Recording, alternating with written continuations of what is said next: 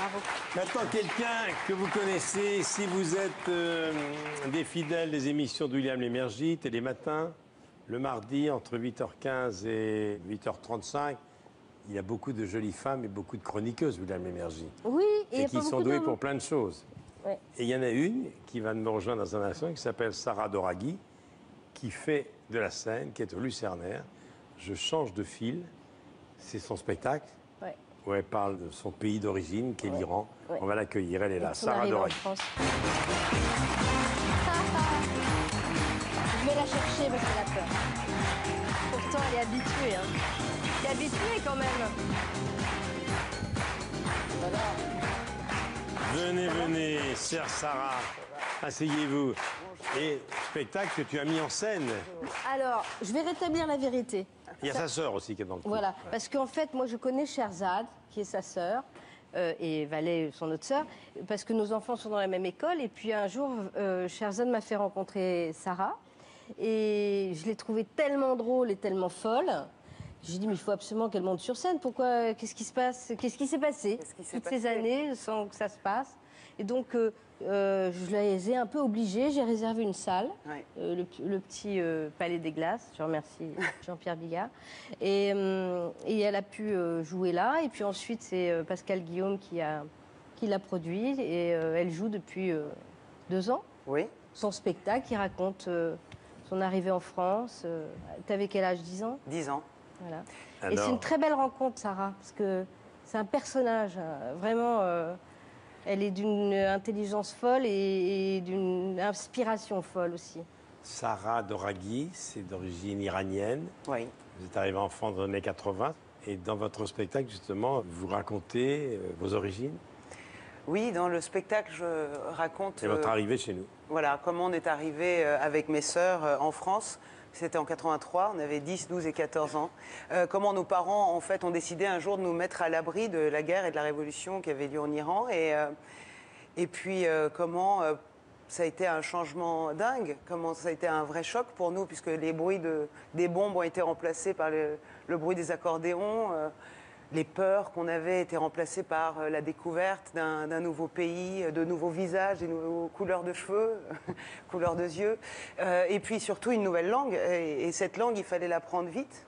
Puis les questions que vous posez, non? Ben, ne serait-ce que pour répondre d'ailleurs aux questions qu'on nous posait pêle-mêle et qu'on nous pose encore, je tiens à le préciser. Sarah, c'est grand comment l'Iranie Est-ce que les Iranais sont sympas? Il paraît que la lapidation, ça fait super mal. Et tout ce coin-là de l'Afrique du Nord, c'est très sympa, vous confirmez? Voilà, j'ai dû vite apprendre le français pour ça, pour répondre. Alors, comment vous y êtes prise pour apprendre le français? Alors, je trouve que c'était très intelligent. Je me trouve très futée parce que j'avais très vite compris qu'à l'école, ça suffisait pas. Le français scolaire ne suffisait pas. Alice met 3 pommes dans son panier, Roger cache des ciseaux dans le placard. Voilà, j'allais pas aller très loin. J'avais besoin d'un peu plus. Et ce petit plus, j'ai trouvé à la télé parce que je trouvais qu'à la télé, il y avait des gens formidables, dont vous, Michel, Champs-Élysées, Michel Drucker, formidable. Et il y avait aussi Muriel Robin. Il y avait des sketchs de Muriel Robin qui passaient en boucle à cette époque-là, et je trouvais que c'était une femme extraordinaire parce qu'elle était forte, elle était sûre d'elle, elle avait jamais peur. Je me disais, ça doit être ça par les Français. À cet âge-là, en fait, on fait pas la distinction entre la personnalité de quelqu'un, la voix de quelqu'un, l'intonation de quelqu'un. Pour moi, il fallait parler comme ça. Donc pendant 2 ans, j'ai parlé comme ça, pensant que c'était comme ça qu'il fallait parler pour bien parler français. Il fallait parler comme avec l'intonation de Muriel Robin. Oui, alors on me disait, Sarah, tu peux arrêter, tu peux parler normalement avec ta propre voix. Je disais, je te jure, je comprends pas plus fort, soit plus clair, là c'est pénible, t'emmerdes tout le monde. Alors, changement de culture. La télé que vous regardiez en Iran, c'était pas la télé française. Donc devant la télé, il y avait des spectacles que vous ne deviez pas voir, non? Ah oui, alors... C'est vrai, on pouvait pas tout regarder. Les scènes de baisers, tout ça. C'est ça. En fait, c'est des films français qu'on n'avait pas le droit de voir parce que ça couche et ça s'embrasse. J'ai essayé de chercher, j'ai pas trouvé un film français où ça ne se passe pas. Donc dès que ma grand-mère... C'est une spécialité française. Voilà. On couche et on la s'embrasse. Sympathie, voilà, c'est une simple façon de se dire bonjour. Ma grand-mère, sentant arriver les scènes, elle se mettait comme ça devant l'écran, elle dépliait sa jupe et elle nous cachait l'écran. Du coup, on n'a rien vu, mais on a tout entendu. En fait, cette technique nous a permis à mes sœurs et moi de développer une sorte de profilage auditif, ce qui fait que par la simple prononciation d'une seule lettre, on était capable de déterminer la catégorie socio-professionnelle de quelqu'un. La lettre S, par exemple. Par exemple, alors il y a plein de lettres, il y a la lettre S, parce que je trouvais que c'était fou. Il y a plein de façons de prononcer cette lettre en France. Il y a par exemple le S, j'avais trouvé le S de la minaudeuse. Vous savez, alors le minaudage qui est une exception française d'ailleurs, mais le S de la minaudeuse, le seul truc c'est que ça ne peut pas se prononcer en cet endroit. Donc il faut se tortiller un peu, les cheveux un peu sur le côté, Oui. Les lèvres en avant. La diction d'une gamine de 12 ans, il faut toujours avoir un peu peur, un peu froid, avoir envie de bonbons. Dites s'il vous plaît, est-ce que je peux avoir une soupe ou une salade avec une bouteille d'eau précieuse, ouais, de fines bulles, parce que j'aime les fines bulles, parce que l'eau plate me fait peur. Et avec un carpaccio de saumon, un carpaccio d'ananas, parce que on sait la minaudeuse ne prend que des carpaccios. Ça, c'est vraiment... Est-ce qu'il y a un S que vous préférez à l'autre? Alors, j'ai mon S favori, c'est le S de celui qui sautait quand il était petit, à qui les parents ont expliqué... Dis donc, c'est pas parce que tu sautes que tu dois te taire. C'est pas parce que tu sautes que tu dois pas parler. Au contraire, tu dois parler le plus fort possible, le plus souvent possible. C'est comme ça que le type est devenu représentant de syndicat. C'est lui qu'on entend face caméra dans toutes les manifs. Vous avez dû l'entendre, Michel, dire...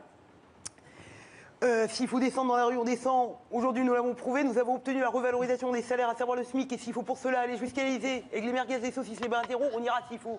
Ça suffit, stop, stop. Et c'est lui qui a raison, parce qu'en France, j'ai compris que pour être français, il fallait descendre dans la rue. Peu importe, hein, si vous n'avez pas de cause, vous trouvez une cause. Alors, j'ai entendu, la dernière cause, c'était « T'as signé la pétition pour l'accent circonflexe ?» Et dès ce samedi, grosse journée d'action, on va se faire place de la République, place de la Bastille, place de la Bastille, place de la République. L'idée étant, Michel, de tous se retrouver place Saint-Sulpice. Est-ce que vous retournez souvent en Iran? Parce que les relations entre la France et l'Iran ont changé. Vous êtes retourné, là, récemment? Alors, j'ai dû y retourner il y a trois fois le vol en 30 ans. Paris-Téhéran qui a été réouvert il n'y a pas longtemps. Mais c'est ça. Alors, j'y suis retournée 3 fois en 30 ans, mais maintenant que j'ai vu que Air France reprenait ses vols vers Téhéran, j'ai hâte d'essayer ce vol, vu l'excitation que j'ai chaque fois que je monte dans un avion Air France, parce que pour tout vous dire, c'est vrai, j'ai un faible pour le commandant de bord Air France. Il a une schizophrénie qui me touche. Moi, le pilote Air France, il est formidable. Parce que le pilote Air France... Je ne sais pas si vous avez remarqué, quand il parle français, il est complètement normal. Il dit « Bonjour, bienvenue sur ce vol à 320 en direction de Bordeaux, un temps de vol d'un peu moins d'1 heure avec une température de 23 degrés à l'arrivée, bon vol. » Je voudrais qu'on m'explique un jour ce qui se passe quand il parle anglais. Voilà. Moi, je veux comprendre. On dirait qu'on lui remplace son siège par un fauteuil club, qu'on lui apporte un scotch whisky, que l'hôtesse lui fait un massage crânien, qu'il exige personnellement d'ailleurs d'avoir sa chemise blanche déchirée, qu'il va chercher ses Ray-Ban Pilots. « Ladies and gentlemen, welcome on board. This is your... Captain Alan Lamar speaking. I have some information about our flight. C'est vrai, hein? C'est exactement ça. Our flight time will be less than an hour, and the local temperature 23 degrees Celsius, Michel. And on behalf of our crew, Air France KLM, we wish you a pleasant flight and enjoy your flight, Michel. Sarah Doraghi. Merci. Je change de fil Je change de fil. au Lucernaire Regarde. jusqu'au mois de septembre, 21h30, jeudi, vendredi et samedi. J'étais content de vous rencontrer. Alors parlez-moi de la télé maintenant, parce que vous faites aussi la télé. Mais oui, à Télématin. D'ailleurs, j'ai commencé Télématin avec un passeport iranien, avec une carte de résident. Et j'avais dit à William que je trouvais que c'était formidable qu'il me donne la possibilité de faire la culture en région.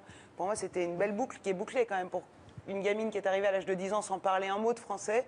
Arriver un jour à être responsable de la chronique de culture en France, ça veut dire que chaque semaine, depuis près de 10 ans maintenant, me rendre dans une ville française à chaque fois et de couvrir l'actualité culturelle, c'est une chance incroyable. Ça, c'était une première chance. Et la deuxième chance, vraiment, et je suis contente d'avoir l'occasion de le dire ici, c'est d'avoir rencontré Isabelle. Je ne sais pas, et je n'ai jamais posé la question à Isabelle, si Isabelle a une Isabelle dans la vie. Est-ce que Isabelle a eu cette rencontre incroyable parce que je ne sais pas comment on fait sans avoir rencontré Isabelle Nanty dans la vie, d'avoir une lumière comme ça qui vient vous frapper. Moi, je suis extrêmement reconnaissante à la vie d'avoir croisé son chemin. Voilà, vraiment. Et je suis tellement honorée d'être parmi tes invités, Isabelle. Ah bah, merci. Penses. Je vous remercie beaucoup. Merci à vous. Merci. Merci, Michel. Merci. Tu m'attends ou pas? Bien sûr, évidemment. Merci.